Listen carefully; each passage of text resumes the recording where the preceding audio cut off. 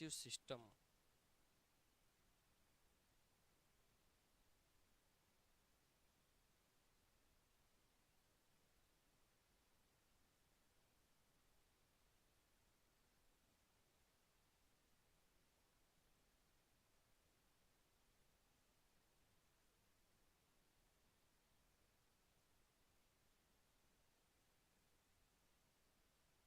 तो ये डाइजेशन कहाँ से प्रारंभ होता है?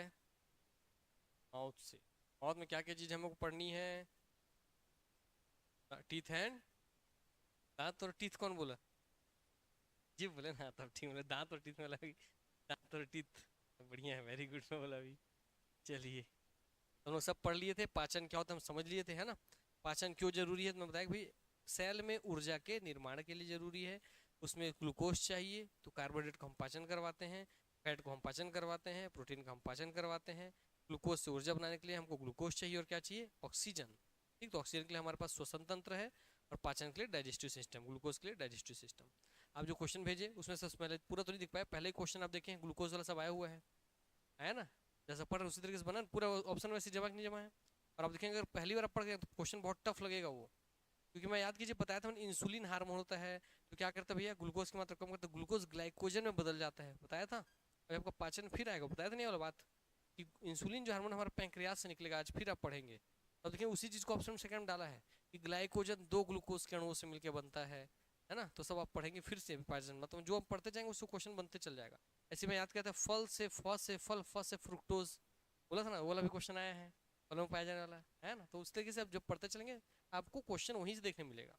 हाँ, मगर 10 क्वेश्चन आ रहे हैं वहां से, तो 3 क्वेश्चन 4 क्वेश्चन नए देखने मिलेंगे, क्योंकि 5 भी देखने नए मिल सकता है। वो कहाँ छूट रहा है? ऑब्जेक्टिव में। क्लियर हो गई बात ना। कॉन्सेप्ट डेवलप कीजिए, फैक्ट पॉइंट यहाँ बहुत ज्यादा बता रहा हूँ, उसके अलावा जो एक्स्ट्रा पॉइंट है उसका आपको ऑब्जेक्टिव सॉल्व करना ही पड़ेगा। और ऑब्जेक्टिव जब भी सॉल्व करें, एमएससी लेवल तक के, बीएससी लेवल तक के एग्जाम के क्वेश्चन सॉल्व कीजिए आप। नहीं सॉल्व करेंगे एग्जाम नहीं निकल पाएंगे, चाहे फिजिक्स हो, केमिस्ट्री हो, बायोलॉजी हो। लोग बस निकल रहे हैं, जा रहे हैं फिजिक्स में बैठ रहे हैं, और प्रकाश में केवल लेंस पढ़ के चल जा रहे हैं, नेत्र पढ़ के चल जा रहे हैं, एग्जाम नहीं बना पाएंगे वो, है ना। बहुत अलग तरीके से पूछा जाता है उसमें।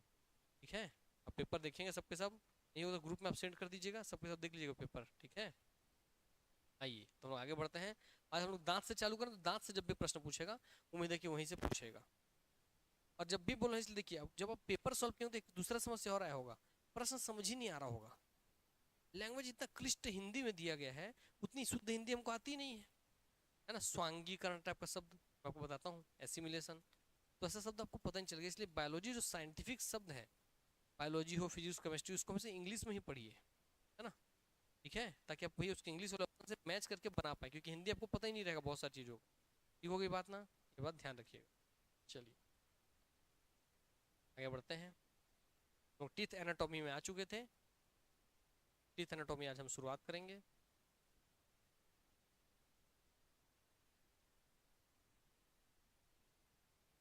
पढ़ लिए थे हम लोग, कितनी जोड़ी लार ग्रंथि पाई जाती है? 3 जोड़ी। सबसे बड़ी कौन होती है? पैरोटिड। सबसे बड़ी कौन होती है? पैरोटिड होती है। सबसे बड़ी कौन होती है? पैरोटिड। उससे छोटी मैंडिबुलर। उससे कौन छोटी? मैंडिबुलर। सबसे छोटी लिंगुअल। क्या बोलते हैं, एम और एल? पहले क्या था? P M L. P four parotid, M four mandibular, L four lingual. 3 लार ग्रंथि पाई जाती है, 3 इस तरफ है, ऐसी 3 आपको भी इस तरफ है। क्लियर हो गई बात ना, ऐसा करके ठीक पढ़ेंगे लार ग्रंथि में। फिलहाल हमको आज पढ़ना है दांत। तो दांत को अगर हम पढ़ना चालू करते हैं तो पहले क्वेश्चन आपसे एग्जाम पूछ लेता है, तो क्वेश्चन का आंसर दे चलिए कि दांत के अध्ययन को क्या कहते हैं? क्या बोलते हैं? ओडोंटोलॉजी। तो इसको ओ मत पढ़िए, क्या पढ़ेंगे सीधा? डोंटोलॉजी। क्या बोलेंगे? डोंटोलॉजी। ओ साइलेंट है आप, ओ डोंटो मत बोलिएगा, ठीक। बोलते समय डोंटोलॉजी ही बोलिएगा, लिखते समय ओ डोंटो लिख दीजिए। ठीक हो गई बात ना। इसलिए क्या बोलते हैं भाई, दांत के अध्ययन क्या बोलते हैं? डोंटोलॉजी। क्या बोलते हैं? डोंटोलॉजी। क्या बोलते हैं? डोंटोलॉजी। ठीक हो गई बात। कभी डोंटोलॉजी ऑप्शन में ना रहे कि दांत के अध्ययन क्या कहते हैं, तब उसको क्या बोलते हैं, याद रखेंगे, डेंटिस्ट्री। क्या बोलते हैं? डेंटिस्ट्री। डेंटिस्ट इलाज करता है इसलिए डेंटिस्ट्री। आइए आगे बढ़ते चलते हैं। दांत का ऊपरी भाग इनेमल का बना होता है। अब भैया इसको देख लीजिए क्या है इसका मतलब, कहने का मतलब बताता हूँ आपको। देखिए पूरा जो दांत है ना, इसमें डायग्राम में समझा, फिर थ्योरी मैच कर लेंगे, ठीक है, ध्यान देखते चलिए। बेटे पूरा जो दांत है पूरा ऐसा होता है दांत, जो हमको ऊपर व्हाइट कलर का दिखता है, केवल उतना दांत नहीं है। आधा हिस्सा कहाँ गड़ा हुआ है? मसूड़े के अंदर। सबको पता है बचपन में दांत टूटा हुआ तो हिला हिला के निकाल के देखे होंगे, है ना, कुछ अंदर से निकला है चोखी टाइप का। यस, तो आपका रियल में दांत का स्ट्रक्चर ऐसा होता है। क्यों ये बात ना, देखते हैं दांत ऐसे दिखते हैं साइड से। यस, तो जो दांत निकलता है इसमें कुछ हिस्सा आपके मसूड़े के अंदर धंसा हुआ होता है और कुछ हिस्सा दांत से बाहर है। तो जो बाहर आपको जो दांत का हिस्सा दिखाई देता है, क्लियर हो गई बात ना, जो व्हाइट व्हाइट कलर में आपको दिखाई दे जाता है, यही मानव शरीर का सबसे कठोर भाग है। क्या है? कठोर, मतलब हार्डेस्ट। क्लियर हो गई बात ना, इससे हार्ड हमारे शरीर में कुछ भी नहीं है दांत से हार्ड। क्लियर हो गई बात ना, इस बात का ध्यान रखेंगे। उसी को बोलते हैं, जो व्हाइट वाला जो पोर्शन आपको दिख रहा है, पूरे white white white white white दिख रहा है आपको, इसे ही बोलते हैं इनेमल। क्या बोलते हैं? इनेमल। क्या बोलते हैं? इनेमल, याद रखेंगे। और ये मजबूत नहीं, ये स्ट्रांग नहीं, क्या है? हार्ड पार्ट है। क्या पार्ट है? हार्ड पार्ट है, कठोर भाग है। इसलिए भाई मजबूत और हार्ड में अंतर होता है। समझ में आ गई बात ना? यस। तो भाई मानव शरीर का सबसे कठोर भाग क्या है? क्या बोलेंगे? इनेमल। क्या बोलेंगे? इनेमल। कहाँ पाया जाता है? तो दांत के ऊपर का व्हाइट लेयर, सफेद लेयर। ठीक हो गई बात? तो दांत का एक हिस्सा तो सारा पढ़ा दिए, ये व्हाइट वाला, ये वाला। तो जो ये जो ऊपरी हिस्सा है ना, तो बताइए, ताज जो होता है, ताज रानी सर पे पहनती है कि पैर में पहनती है? सर में पहनती है ना। ताज को क्या बोलते हैं इंग्लिश में? क्राउन। क्या बोलते हैं? क्राउन। तो जो ऊपर हिस्सा ही ऊपर है, व्हाइट वाला नीचे है, ऊपर है, इसीलिए इसे दांत का क्या बोलते हैं? क्राउन। क्या बोलते हैं इसे? क्राउन। क्या बोलते हैं? क्राउन। पूछेगा दांत के ऊपरी दिखने वाले व्हाइट हिस्से को क्या कहा जाता है? तो क्राउन कहा जाता है। क्या कहा जाता है? क्राउन कहा जाता है। और बाकी जो बेटा इधर गड़ा हुआ है अंदर, इसे रूट कहा जाता है। क्या कहा जाता है? रूट कहा जाता है। इसलिए जब डॉक्टर आपके दांत की सफाई करता है तो उसी रूट में जाकर के छेद करता है ड्रिल से, तो छेद के बने एक कैनाल बना दिया, एक सुरंग बना दिया, इसलिए रूट कैनाल बोलते हैं। क्या बोलते हैं? Root canal. क्लियर हो गई बात ना? यस। इसलिए भैया ऊपर वाले क्या बोलते हैं? क्राउन। क्या बोलते हैं? क्राउन। चल क्या बोलते हैं? रूट। तो दांत के दो हिस्से होते हैं, एक हिस्सा होता है क्या? क्राउन। क्या होता है? क्राउन। दूसरा हिस्सा क्या होता है? रूट। ऊपर दिखने वाला क्या होता है? क्राउन। अंदर वाला क्या होता है? रूट। क्लियर हो गई बात? सबसे हार्ड पार्ट कौन होता है? इनेमल, जो कहाँ पाया जाता है? देखते रहिए, अरे देते रहिए उनको, कोई दिक्कत नहीं है, उसको खिलाते पिलाते पढ़ने दीजिए। आप यहाँ देखिए, हाथ से काम करते रहिए। चलिए आइए, अब देखिए ध्यान से, जो आपका इनेमल वाला हिस्सा है उसको देखते हैं। कैल्शियम कार्बोनेट, कैल्शियम फॉस्फेट का बना होता है। किसका बना होता है आपका दांत? तो भैया कैल्शियम कार्बोनेट, कैल्शियम फॉस्फेट। अब इसे बहुत गहराई से बात समझना, क्या आप दांत में क्या कैसा कैल्शियम डालते हो क्या इंजेक्शन? दांत में से कैल्शियम रगड़ते हो क्या? आप तो खाते हो ना, चना वना खाए जिसमें कैल्शियम है, तो खा रहे हैं, खाने पाचन होता है, पाने के बाद भैया एब्जॉर्प्शन होता है, पाचन तंत्र से खींच लेते हैं पचे हुए चीज को, कैल्शियम वैल्शियम सब चीज को, और फिर उसको ब्लड लेकर के कहाँ सेल तक पहुंचाता है। वैसे ही ब्लड आपके पाचन तंत्र से जो कैल्शियम खींचेगा, उसको देखिए बहुत ध्यान से, तो खींचेगा भैया वहां से कैल्शियम। ये आपको देखिए दांत के रूट में दिख रहा है लाल कलर का ऐसा कुछ आ रहा है, दिख रहा है लाल,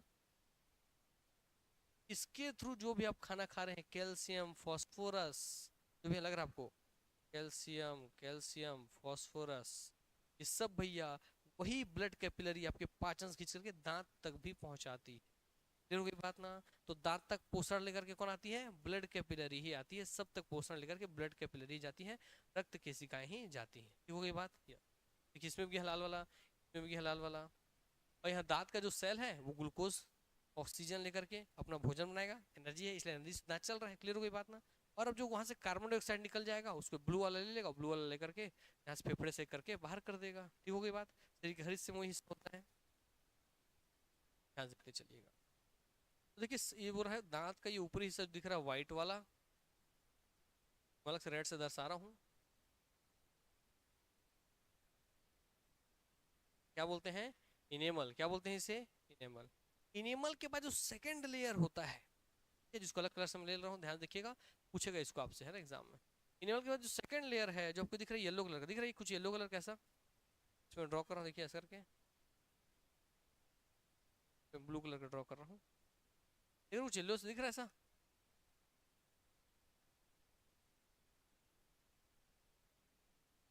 ये हिस्सा पूरा।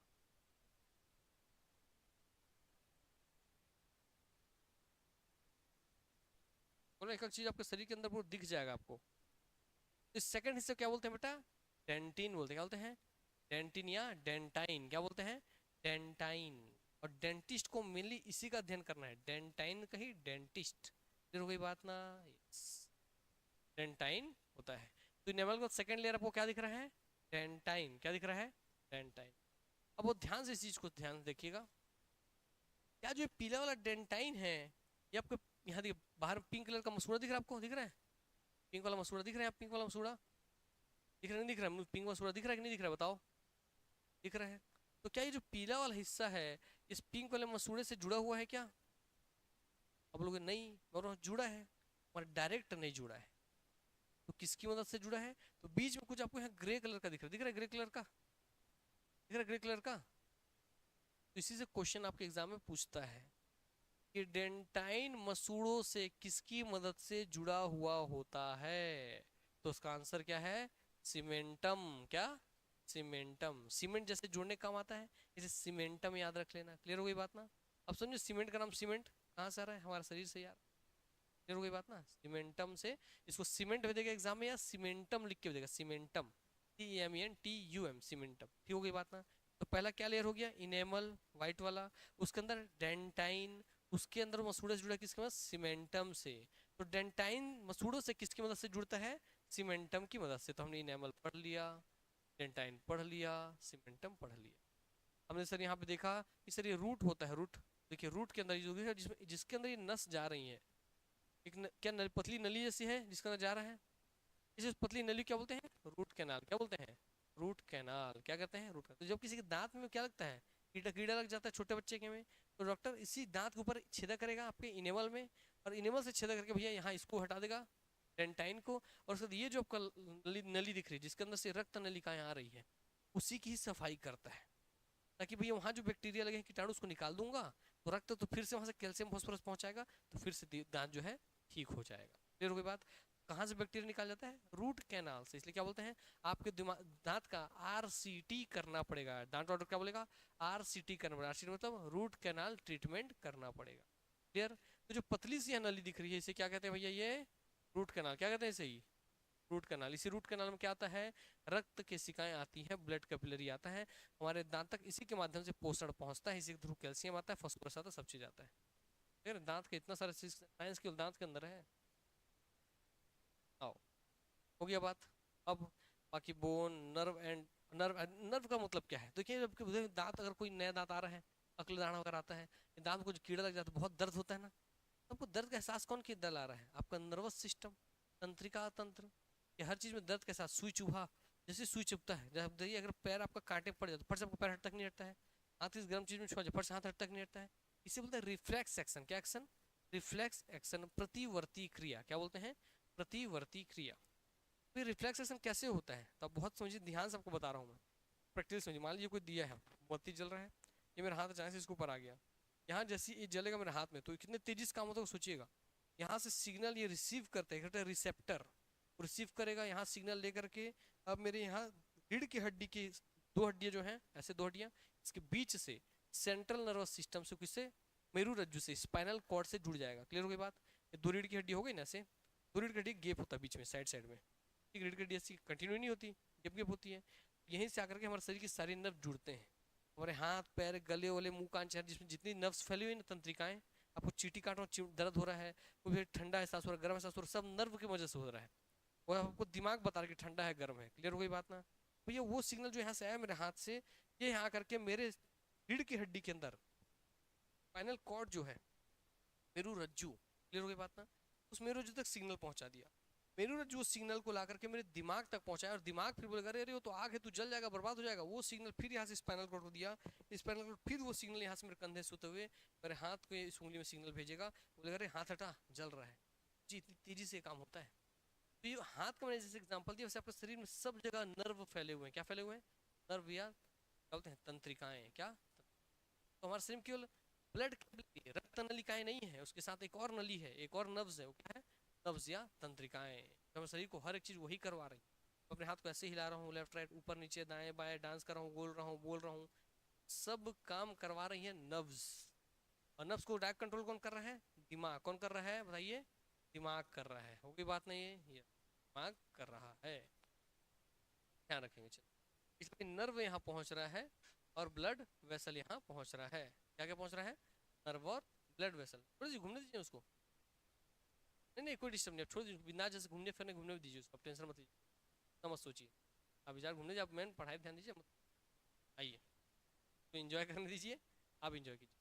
अब ये हो गया भैया इनेमल, ठीक है, इनेमल, इनेमल के अंदर आता है भाई आपका डेंटाइन, डेंटाइन के बाद ये आपके रूट कैनाल। अभी बड़ा वाला हिस्सा बच गया कि नहीं बच गया, यहाँ सब आपके नर्व वगैरह पहुंच रहे हैं, सब आपके ब्लड के प्लेरी वगैरह पहुंच गया ना। अब जब ये पहुंचा है तो इसी वाले हिस्से को आपको बोल, देखिए पल्प कैविटी, क्या बोल रहा है, पल्प कैविटी। पल्प में भी आपका मांसल क्षेत्र होता है, गूदा मांस का बना हुआ, क्लियर हो गई बात नहीं, इसे पल्प कैविटी बोलते हैं। जैसे फल का गूदा क्या बोलते हैं, पल्प, फल का गूदा क्या होता है, पल्प। वैसे आपके मांस गूदा वाला क्षेत्र है पल्प कैविटी। पूछेगा आपसे किस क्षेत्र में आपके रक्त नलिकाएं तंत्रिकाएं आकर के भैया अंतिम तक पहुंचती हैं, तो पल्प कैविटी तक। कहाँ तक पहुंचती हैं, पल्प कैविटी तक। किससे होके आती है, रूट कैनाल से होके आती हैं, और कहाँ तक आ जाती हैं, पल्प कैविटी तक। क्लियर हो गई बात। अब ये जो आपका दांत के ऊपर जो आपको दिखता है मसूड़ा, मसूड़े के ऊपर जो आपको लेयर दिखता है पिंक पिंक से दिखता है, बोलते हैं गम टिश्यू। क्या बोलते हैं, गम टिश्यूज, हेल्दी गम। क्लियर हो गई बात ना, हेल्दी गम।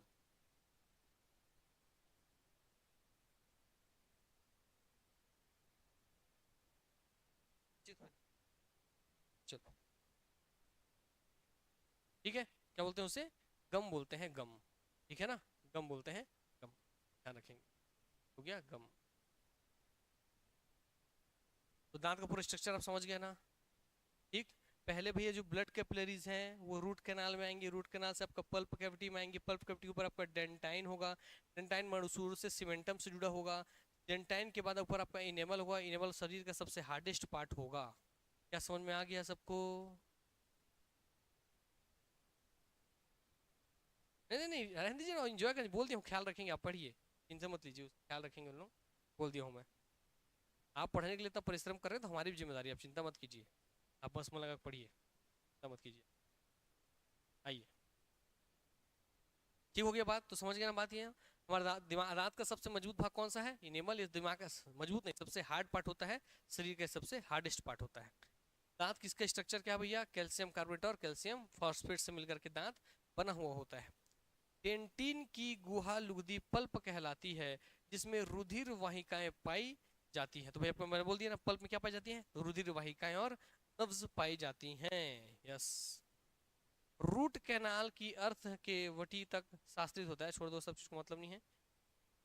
मसूड़े मांसपेशियों से बने होते हैं, मसूड़े किसके बने होते हैं, मांसपेशियों के बने होते हैं, मसल्स के बने होते हैं। डेंटिन मसूड़ों से दंत ब्रज, यानी कि डेंटाइन का बात कर रहा है ना, डेंटाइन को दंत ब्रज बोल रहा है। डेंटाइन आपके मसूड़े से कैसे, डेंटाइन आपके मसूड़े से कैसे जुड़ते हैं, सीमेंटम से। किससे जुड़ते हैं, सीमेंटम से। सब आप पढ़ ली, वही यहाँ थ्योरी में लिखा हुआ है, तो डायग्राम ध्यान रखेंगे, बाकी सब क्लियर हो जाएगा। ये तो हो गया आपका दांत को अगर मैं बीच से काट दूं तो ऐसा अंदर स्ट्रक्चर दिखाई देगा, क्लियर हो गई बात। तो हर दांत के अंदर ऐसे ही स्ट्रक्चर है। अब हम देखते हैं कितने प्रकार के दांत हमारे मुंह पाए जाते हैं, क्या क्या उसका काम है, कैसे उस काम करते हैं, तो हम दांत के अपने प्रकारों में आ जाते हैं, क्लियर हो गई बात। तो आपको दांत के लिए भैया एक बार मैं इसी वाले स्ट्रक्चर लेकर चलता हूँ, ध्यान से देखेंगे। ये आप में से किसी एक का जबड़ा है मान लीजिए, ठीक है, आपका निचला जबड़ा, ये आपका ऊपरी जबड़ा।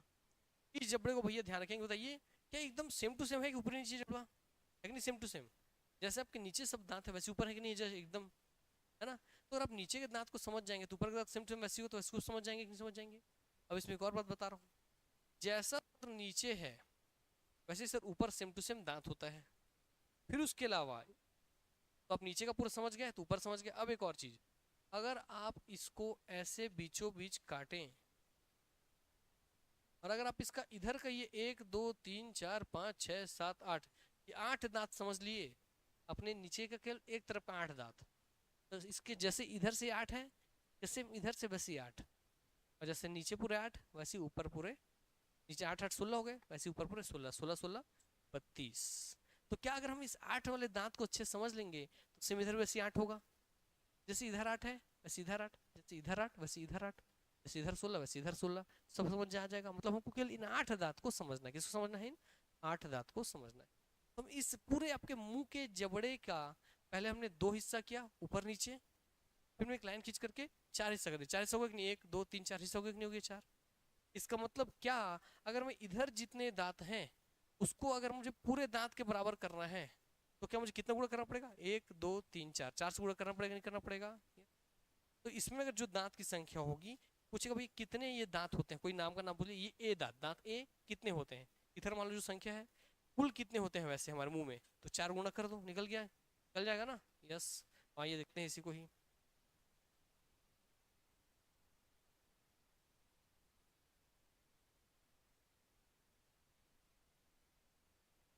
आइए, ठीक हो गई बात ना।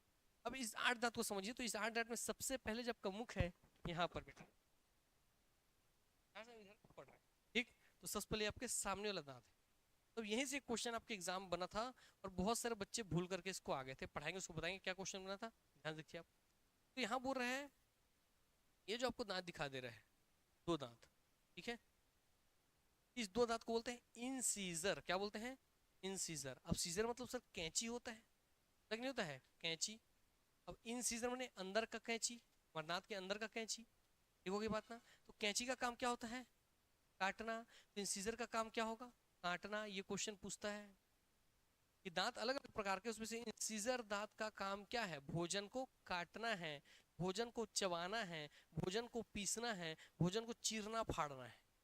तो इसका काम क्या है इंसीजर का, काटना। इसलिए जब आप कुछ रोटी काटते हैं, किसे काटते हैं, सामने दांत से काटते हैं ना, यस, फील करके, हाँ वेरी गुड, ऐसे फील करना है, ठीक है ना, इसे काटते हैं। तो काटने के लिए कोई बात नहीं, कोई मजबूत होगी, छोड़ो। भाई कौन सा दांत उपयोग होता है काटने के लिए, इन सीजर। कौन सा दांत प्रयोग होता है, इन सीजर दांत, ठीक है, ठीक है, याद आएगा, चोट लगा ना कौन सा दांत याद आएगा भाई, कौन सा दांत याद आएगा बोल रहा हूँ उसको।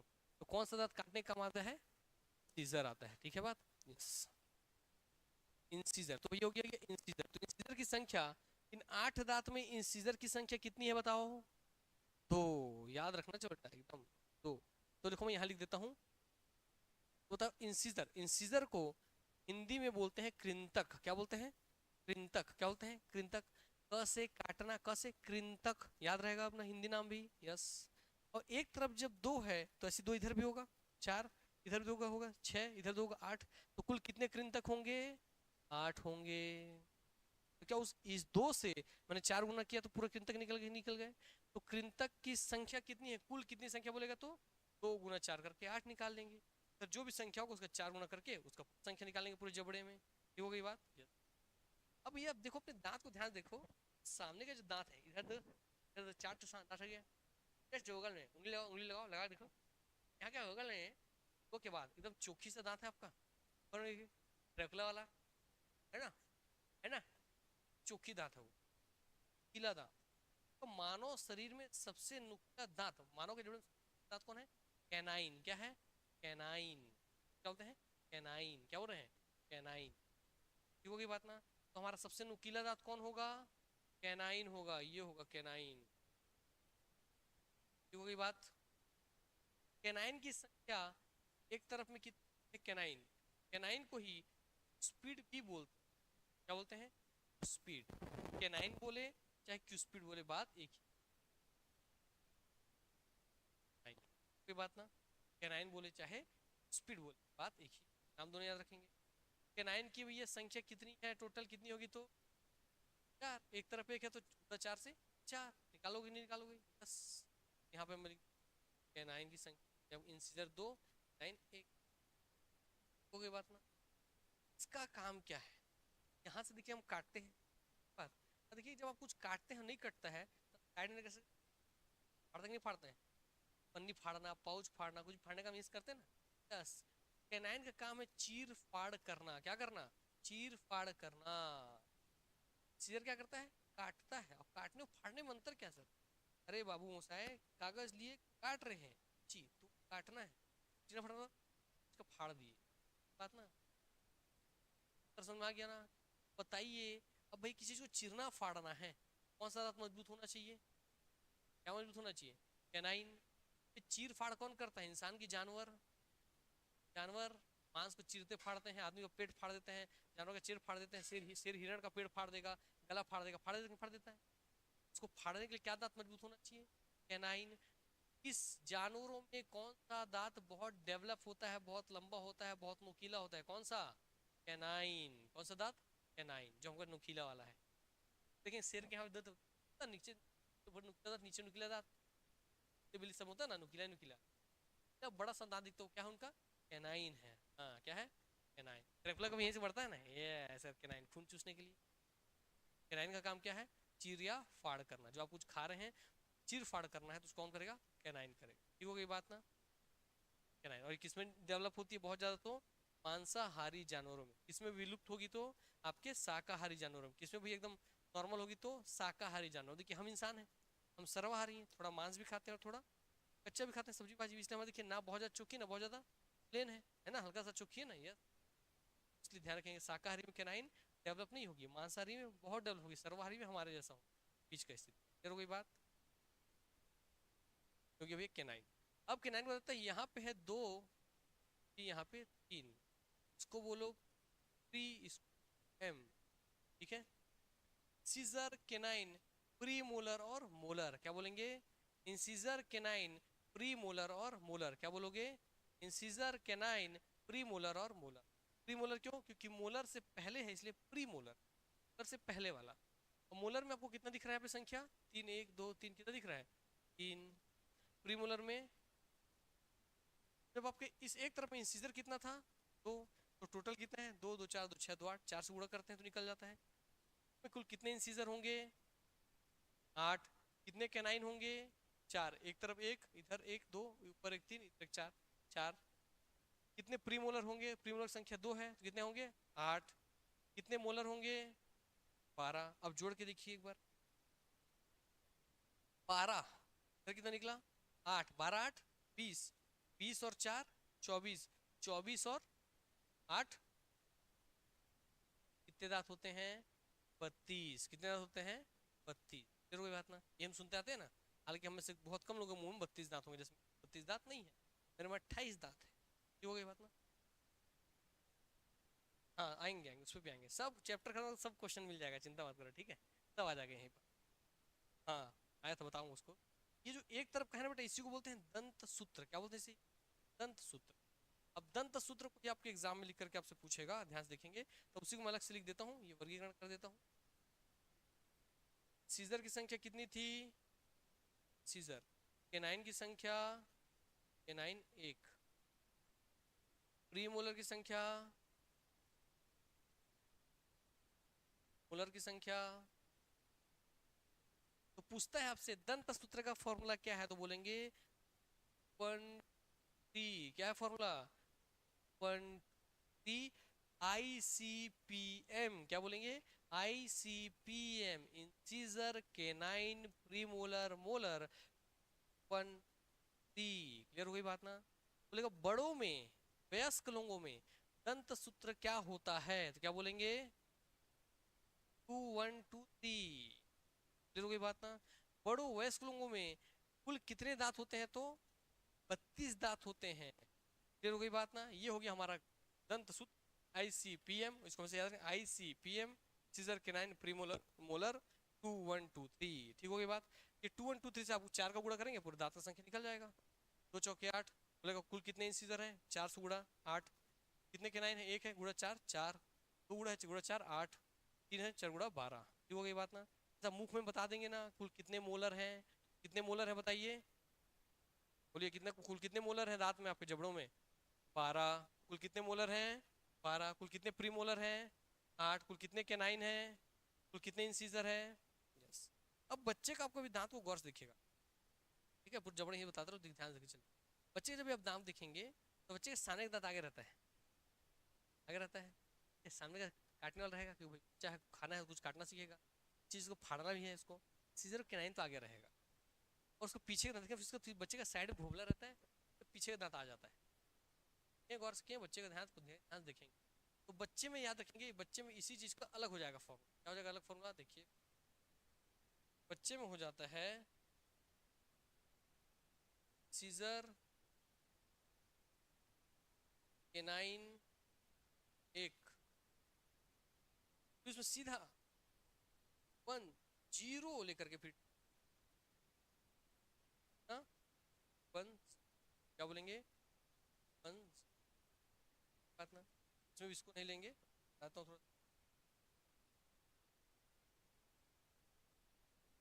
जीरो रहेगा, जीरो। अब रहेगा 2.202 का मतलब क्या है? वन सीजर, केनाइन, प्रीमोलर और हो गई बात ना। अब प्रीमोलर और मोलर में याद रखेंगे, बच्चे के दंत सूत्र का फॉर्मूला क्या हो जाएगा? 10, क्या हो जाएगा? 102। और बड़ों का क्या था, इसको देखने नीचे 1। इसको मतलब इसी से कंपेयर कीजिए। क्या बड़ों में जितना आपका होता है भाई इंसीजर, उतना ही भाई बच्चों में इंसीजर होता है क्या? Yes sir. क्या बड़ों में जितना कैनाइन होता है बच्चों में कैनाइन होता है क्या? Yes sir. क्या मगर बड़ों में सर यहाँ पर आपका 2 है प्रीमोलर, बच्चों में क्या है? तो बच्चों में कौन सा दांत नहीं पाया जाता? प्रीमोलर। इसलिए बच्चे साइड से यहाँ का दांत रहेगा और पीछे का दांत रहेगा, साइड में इनके दांत नहीं। कभी गौर किए ना? यस। इनका क्या नहीं रहता? प्रीमोलर नहीं रहता। ठीक हो गई बात ना? यस। अभी मोलर में लास्ट में 3 होते हैं, मगर 3 में से ये वाला तो आता नहीं है। ये वाला तो मेरे में भी नहीं आया अभी तक। मैं इसलिए तो बोलता हूँ 18 साल का, तुम लोग मानते नहीं हो, है ना? ये मेरे में भी नहीं आया है, बच्चों में तो आना ही नहीं। क्योंकि जो लास्ट का दांत है ना बाबू, उसे बोलते हैं विजडम टीथ। क्या बोलते हैं उसे? विजडम टीथ, अक्ल दाढ़। आपका 30 साल 40 साल की उम्र में बोलते हैं दांत निकल रहा है। दांत अचानक से निकलता है बुढ़ापे के समय में, 30-40 साल की उम्र में। तो वही अंतिम मोलर निकलता है। ये मोलर का तीसरा मोलर निकलता है, M3। ये क्वेश्चन पूछा गया था कि अक्ल दाढ़ किस दांत को कहते हैं? Wisdom teeth. किस टीथ को कहते हैं? तो तीसरे मोलर को। किस मोलर को? तीसरे मोलर को। तो भाई बड़े बुजुर्ग में आता है, तो बच्चे माना ही नहीं है। मैं बड़ा हूँ, मेरे में तो आई नहीं है, तो बच्चे में क्या आएगा? क्लियर हो गई बात ना? यस। इसलिए बच्चों का सूत्र क्या है? 2102। क्लियर हो गई बात ना? तो बच्चों में कौन सा दांत नहीं पाया जा रहा है? प्रीमोलर। कौन सा नहीं पाया जा रहा है? प्रीमोलर। ठीक हो गई बात ना? Yes। अब इसी से आप संख्या निकाल के देखिए। अब संख्या यहाँ से निकाल के देखो, गुणा 4 गुना करना है, क्योंकि जितना इधर वैसे इधर, वैसे इधर, इधर इधर। अब बच्चों वाला गुणा करो। ठीक है, मिटा रहा हूँ इसको मैं एक बार, लिखता हूँ उसको मैं। 2 1 और ठीक हो गई बात ना? 2 1 0 और अब भाई इसका गुणा 4 करो, तो बच्चों में कितने इंसीजर होगा बताओ यहाँ पे? 8। ये कितना हो जाएगा गुणा 4 से? 4। ये क्या हो जाएगा? 0। ये क्या हो जाएगा? अब जोड़िए, बच्चों के मुंह में कुल कितना दांत होता है? 8 4 12, 12 8 20। तो बच्चों के मुख में कुल कितना दांत होता है? क्या होता है? अब बच्चों के मुख में टोटल 20 दांत होता है सर। और बच्चों के दांत से जुड़े कहानी आपको याद होगी, इसी को एग्जाम पूछता है क्वेश्चन, कि बच्चों का जो दांत उगता है, क्या वो टूट जाता है और फिर दोबारा दांत उगता है? तक नहीं उगता है। तक नहीं उगता है। मतलब बच्चों में प्रीमोलर नहीं पाया जा रहा।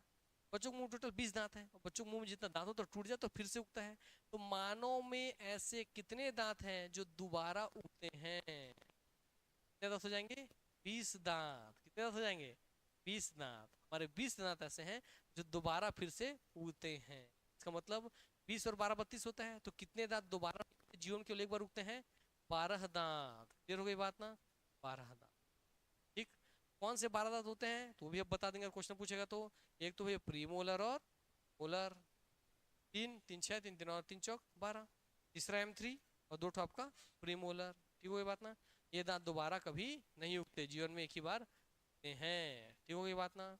तो बताइए भैया, इसी को कहते हैं द्विबार दंती, डिओडेंट। ठीक है ना? डेंटिस्ट में डिओ, डिओ ने दो बार उगने वाले दांत। पूछेगा डिओडेंट टीथ का संख्या कितना है? तो कितना है? 20। कितना है? 20। कितने दांत है जो 2 बार उगते हैं? तो 20। हम लोग, हमारे मुंह में 2 बार दांत उगता नहीं? उगता उगता है, तो हम द्विबार दंती है कि नहीं है? यस, हमारे में 2 बार दांत उगता है, इसलिए हम द्विबार दंती हैं। द्विबार दंती वाले जानवर में आते हैं। ठीक हो गई बात ना? Yes। और कितने दांत केवल एक बार उगेंगे? तो 12। ठीक हो गई बात ना? क्योंकि 20 और 12 32 होता है। 20 2 बार उग रहे हैं, तो 12 केवल एक बार उगेगा। वो 12 में कौन है? तो 2 प्री मोलर और एक तीसरा मोलर। ठीक हो गई बात ना? ये दांत का पूरा कहानी समझ में आ गया।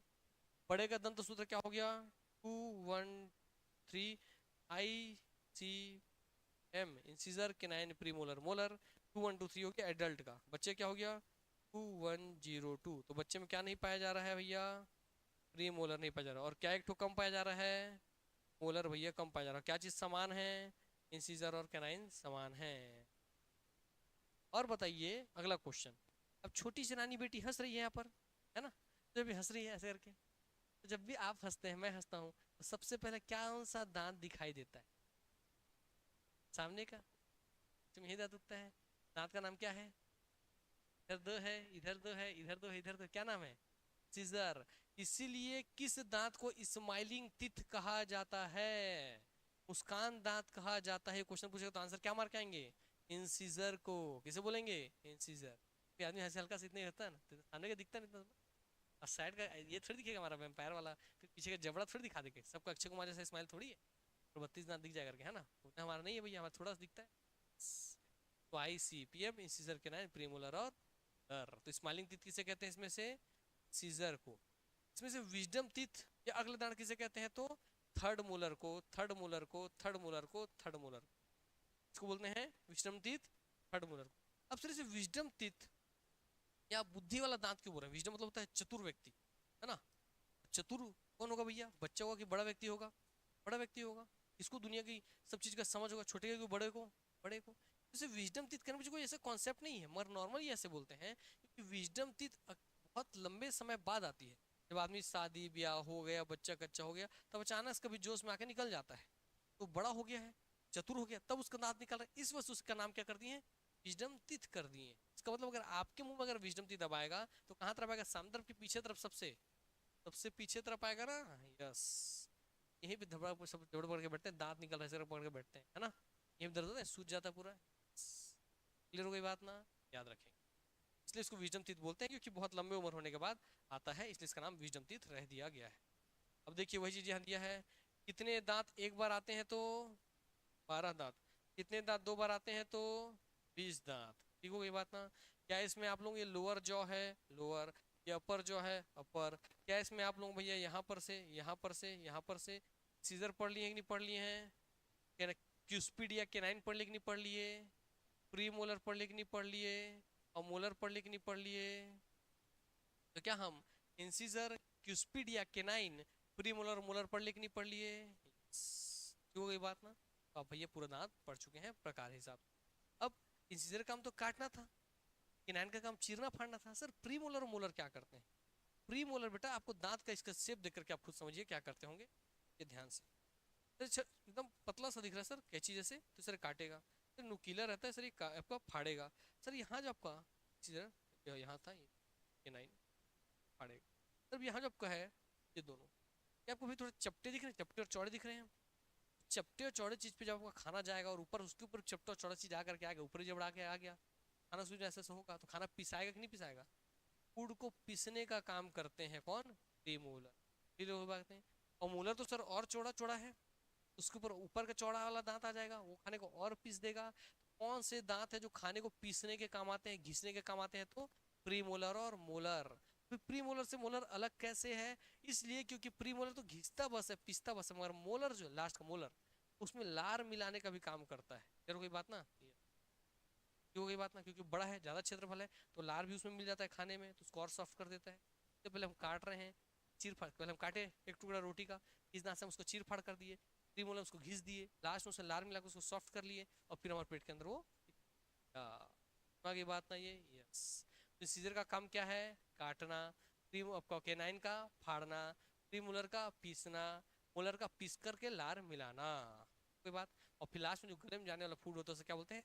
बोलस। क्या बोलते हैं? बोलस। ठीक हुई बात, बॉल से याद रखना था। तो हमारा ये हो गया, ये भी हो गया, ये भी हम पढ़ दिए। हाँ इसी में देखिए भैया, देखिए सीजर कृंतक का कितना संख्या होता है टोटल आपका भैया? तो 8। कैनाइन या क्यूस्पिड, जिसे हम हिंदी में बोलते हैं रत्नक, रत्नक की संख्या कितनी होती है? 4। अग्र चवर्णक प्री मोलर, इसकी संख्या कितनी होती है? 8।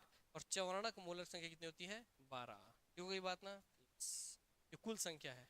इसमें स्थायी दांत या परमानेंट टीथ में। देखिए अस्थायी दांत प्राइमरी टीथ का बात यहाँ पे हो रहा है। किसका बात हो रहा है? प्राइमरी टीथ का। इंसिजर तो सब में था, बच्चे में भी था, बड़े में भी था। उसकी संख्या कितनी है? 8 ही। रत्नक कैनाइन की स्पीड सब में था, कितनी संख्या थी? 4 ही। क्या मिसिंग था? प्रीमोलर। संख्या क्या है? 0। और चवर्णक कितना था भैया आपका? हाँ 12 की जगह 8, क्योंकि विजडम टीथ तो आता ही नहीं है। क्लियर हो गई बात ना? तो पूछेगा आपसे यहाँ पर कि स्थायी दांत या परमानेंट टीथ में इंसिजर की संख्या कितनी है, कैनाइन की संख्या कितनी है, प्रीमोलर की संख्या कितनी है, मोलर की संख्या कितनी है? अस्थायी दांत प्राइमरी टीथ जो जीवन में केवल भैया आपका कितने बार उगेगा? हाँ 2 बार। ठीक है, जो केवल बच्चों में रहेगा और केवल 2 बार उगेगा। उसकी संख्या कितनी है, उसमें इंसीजर कितने होते हैं, 8। कैनाइन कितने होते हैं, 8 8 सेम, 4 4 सेम। प्री मोलर कितने होते हैं, मोलर कितने होते हैं, ठीक हो गई बात ना। इसीलिए जो दोबारा उगते हैं वो अस्थायी दांत है, स्थायी नहीं है। एक बार उगे तो परमानेंट नहीं है वो, एक बार उगे टूटेंगे फिर दोबारा उगेंगे, इसलिए उसको क्या बोलते हैं बीज दांत को, प्राइमरी टीथ या अस्थायी टीथ। क्लियर हो गई बात ना, या टेम्पररी टीथ, दोबारा उग रहा है इसलिए ध्यान रखेंगे। अब दूसरा बात कि भैया जो बीज दांत है, क्या इसको हम लोकल लैंग्वेज में दूध के दांत बोलते हैं कि नहीं बोलते हैं। मानव मुख में कुल कितने दूध के दांत होते हैं, होते हैं, बोलते हैं ना, अभी तो उसके दूध के दांत भी नहीं आए हैं, बोलते हैं ना, बड़े डायलॉग मारते हैं ना, ये क्या बताएगा दुनियादार, इसको इसके दूध के दांत भी नहीं उगे हैं, बोलते हैं ना सर। अभी हमारे टोटल दांत कितने होते हैं, क्लियर हो गई बात। इसमें इस वाला सेक्शन ध्यान रखेंगे हमसे 0, और यहाँ एक कम हो रहा है यहाँ से, इसको ध्यान रखना है बस, ठीक है ना, ध्यान रखेंगे। चलिए, मानव के दांतों की कुछ विशेषताएं आपको मैं बता रहा हूँ, इसको ध्यान से उस तरीके से समझते चलिएगा। ग्रीवदंती तो पूछेगा कि मानव के दांत की विशेषताएं क्या क्या है, 4 ऑप्शन दे देगा, उसमें एक दंती रहेगा ग्रीवदंती, एक रहेगा विषम दंती, एक रहेगा द्विबार दंती, थिकोडोंट, हेट्रोडोंट और डाइफ्यूडोंट। इसका मतलब क्या होता है बता रहा हूँ, 2 बार उग रहा है, मोनो डाई डाई मैंने 2 बार, 2 बार उग रहा है तो क्या हो जाएगा डाइफ्यूडोंट और द्विबार दंती। तो क्या हमारा दांत कोई 2 बार उग रहा है, तो हम कैसे हैं, द्विबार दंती है, डाइफ्यूडोंट है। क्लियर हो गई बात। अगला विषम दंती हेट्रोडोंट, क्या हमारे सब दांत एक दूसरे से अलग अलग है कि नहीं है, यस, तो हम क्या है हेट्रोडोंट है। उसका दांत है ग्रीव दंती, बोले तो ग्रीव माने ग्रीवा, क्या हमारा दांत किसी गड्ढे में फंसा हुआ है, किसी ग्रीव, ग्रीव माने गड्ढे में फंसा हुआ है, धंसा हुआ मसूड़े के अंदर, इसलिए उसको बोलते हैं ग्रीव दंती। क्या ग्रीव दंती किसी ग्रीवा में, किसी गृह में फंसा हुआ है, इसको बोलते हैं ग्रीव दंती या इकोडोंट। क्लियर हो गई बात ना, तो तीनों को मतलब समझ में आ गया। आपका दांत मसूड़े में फंसा इसलिए उसको क्या बोलते हैं ग्रीव दंती। आपका दांत भैया अलग अलग प्रकार के, इसलिए क्या बोलते हैं उसे हेट्रोडोंट। विषम दंती, विषम प्रकार के दांत है आपके मुंह में, सीजर के नाम प्रीमोलर मोलर आप देख लिए हैं। फिर आपके दांत में ये द्विबार दंती, दांत 2 बार उगते हैं आप द्विबार दंती, ठीक हो गई बात ना, या डाइफ्यूडो, ध्यान रखेंगे। ये आगे बढ़, अब एडल्ट आपको दिख रहा है, एक तरफ चाइल्ड आपको दिख रहा है, फॉर्मूला आपको मैंने सब उधरी बता दिया है, वही चीज यहाँ रिपीट हो रहा है, ठीक हो गई बात।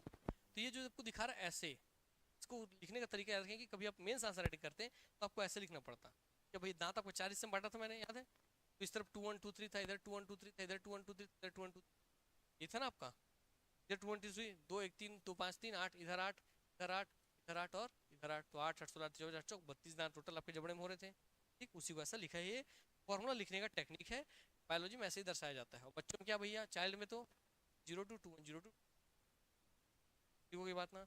एक तरफ फॉर्मूला में कितना रहा है, 2 और 1 3 2 5 5 5 एंड 5 टोटल 5 चौके 20 दांत, ठीक हो गई बात। 20 दांत कैसे होते हैं, प्राइमरी टीथ होते हैं। 32 दांत कैसे होते हैं, परमानेंट टीथ। तो इसमें बात याद रखेंगे, 32 में से 20 जाएगा तो कितने दांत है जो भैया केवल आपके एक बार उग रहे हैं, 12 दांत। कितने दांत, 12 दांत। कितने दांत है जो 2 बार उगते हैं, 20 दांत, याद रखेंगे। चलिए, इसमें संख्या आपको पता ही है 8 4 8 12, उसमें संख्या आपको पता ही है 8 4 0 8, कोई बात ना, ध्यान रखने वाली बात है। इसका 8 सेम है, इसका भी 8 सेम है, इसका 4 सेम है, इसका भी 4 सेम है। यहाँ बस 8 है तो यहाँ 0 है, यहाँ आपका 12 है तो यहाँ पे 8 है। ये नीचे के 2 ही वाले हिस्से पे ध्यान देना है, ठीक, याद रखिएगा। क्वेश्चन बनेगा दांत से तो जगह से घुमाएगा। अब देखिए आपको उसी को दांत को भैया पूरा ऐसा करके दे दिया है, क्या आपका इंसीजर ऐसी है काटने के लिए, दिख रहा है, क्या केनाइन उठा हुआ आपको दिख रहा है ना, हाँ।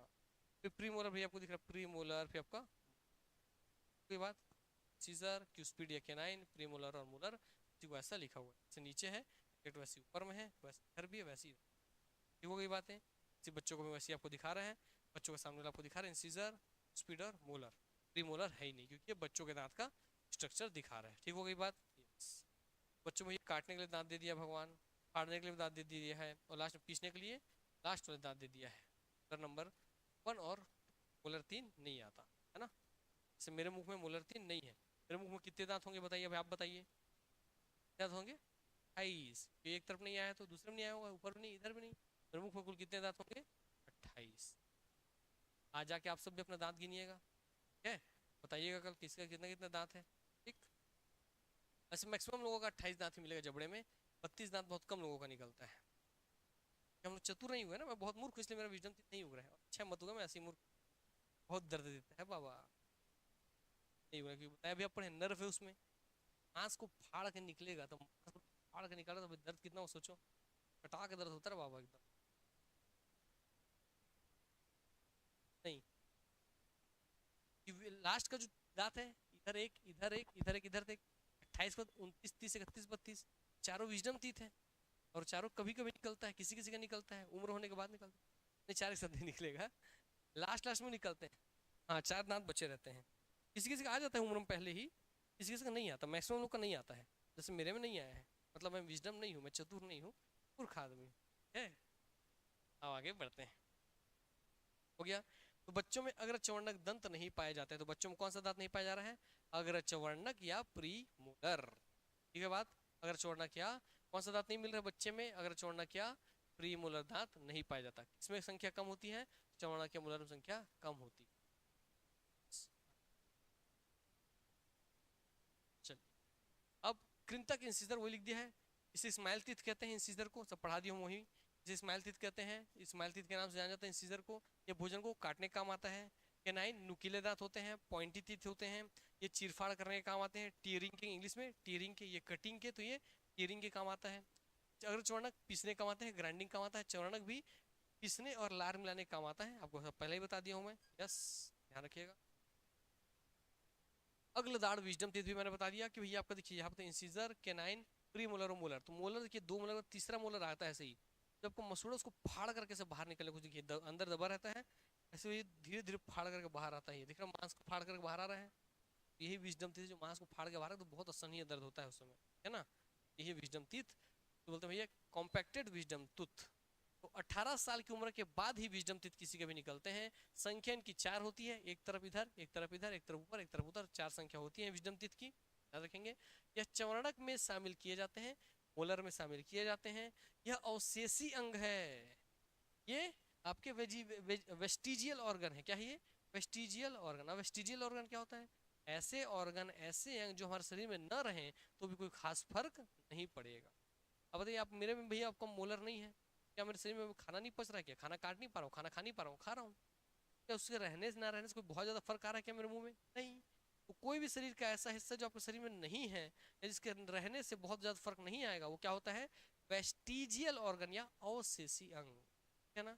जैसे हमारे पेट में बड़ी आंत से जुड़ा हुआ अपेंडिक्स, क्या?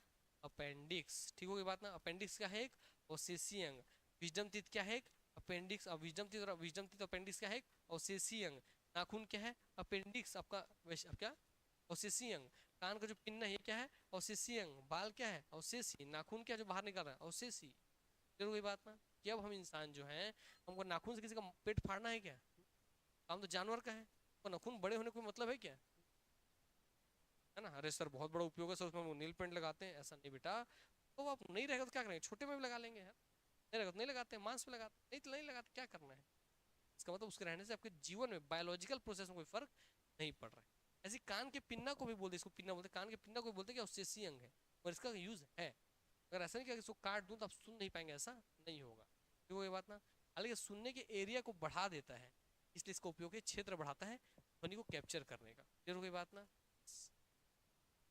वैसे पहले लोग सोचते थे कि जो हमारे पेट में अपेंडिक्स है बड़ी आंत में, उसको पढ़ेंगे भी आगे तो उसका कोई खास उपयोग नहीं है, मगर आप देखेंगे कि उसका बहुत स्पेशल उपयोग पढ़ाएंगे बड़ी आंत ना, वहाँ पे आएगा, उसको वहाँ डील करें। ठीक है, फिलहाल याद रखिए पूछेगा चार ऑप्शन है कि इनमें से कौन सा अवशेषी अंग है या नहीं।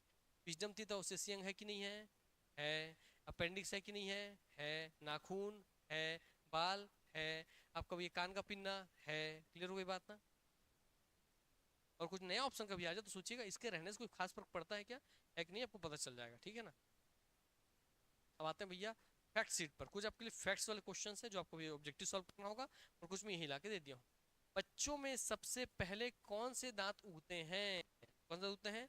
सीजर। इसलिए देखिए छोटे बच्चे के सामने दांत दिखता नहीं, ऊपर नीचे नीचे ऊपर दो चूहे जैसा दिखता नहीं, दिखता है। यस। तो बच्चों में सबसे पहले कौन से दांत बाहर निकलते हैं? इंसीजर। कौन सा दांत? इंसीजर। कौन से? इंसीजर। पिन तक। ठीक हो गई बात ना, याद रखेंगे। उसे स्माइलिंग टीथ भी बोलते हैं, देखिए दिख रहा ना बच्चे को भैया, दो दांत निकल रहा है देखिए सर। नीचे का दो इंसीजर, ऊपर नीचे निकल रहा है, देखो टेढ़ा मेढ़ा, है ना। इंसीजर बेचारे का। सब ऐसे थे पहले, आप सब भी ऐसे होंगे। मांसाहारी जानवर चीड़ फाड़ के लिए, अब चीड़ फाड़ का बात आएगा तो कौन सा दांत का काम आ जाएगा? कैनाइन या क्यूस्पिड का। भाई मांसाहारी जानवर चीड़ फाड़ के लिए किसका प्रयोग करते हैं? रदनक का प्रयोग करते हैं। और मांसाहारी जानवर में कौन सा दांत भैया बहुत डेवलप होता है? तो कैनाइन डेवलप होता है, क्यूस्पिडिया कैनाइन डेवलप होता है। देखिए शेरवा को देखिए भैया, फिर इसका ये वाला दांत, ये वाला दांत, ये वाला जो बाहर बड़ा बड़ा रहता है नुकीला, वो कौन सा दांत है उसका? कैनाइन या क्यूस्पिड, जो मार को चीरने फाड़ने का काम होता है।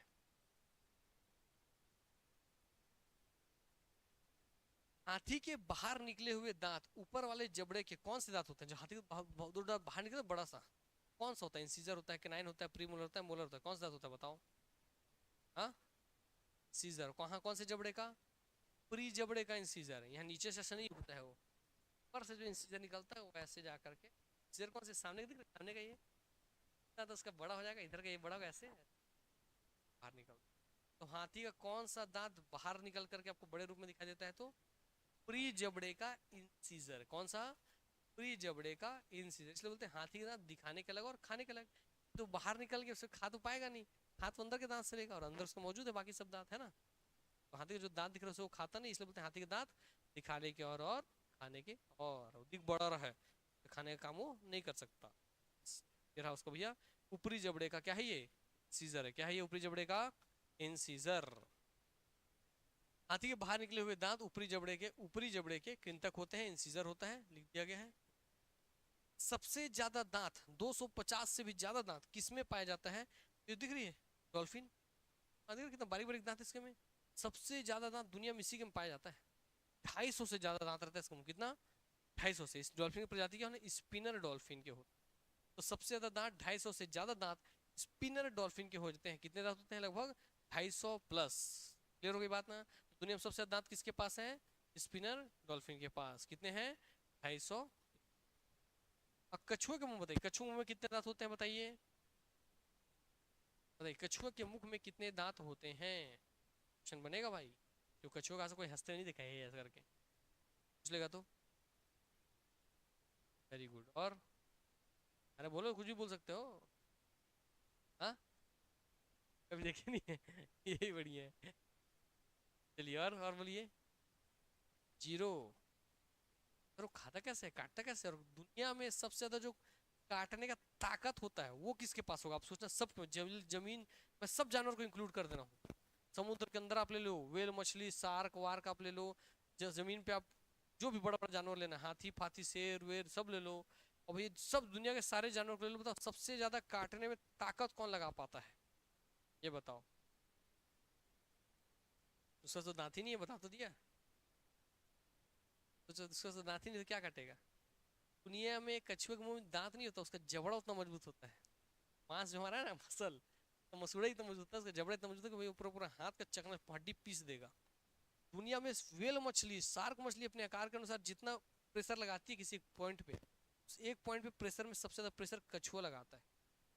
तो अगर भैया कभी आपके हाथ को शेर पकड़ लिया तो जितना नुकसान पहुंचाएगा, कभी कछुआ पकड़ लिया तो कछुआ से कई गुना ज्यादा नुकसान पहुंचा।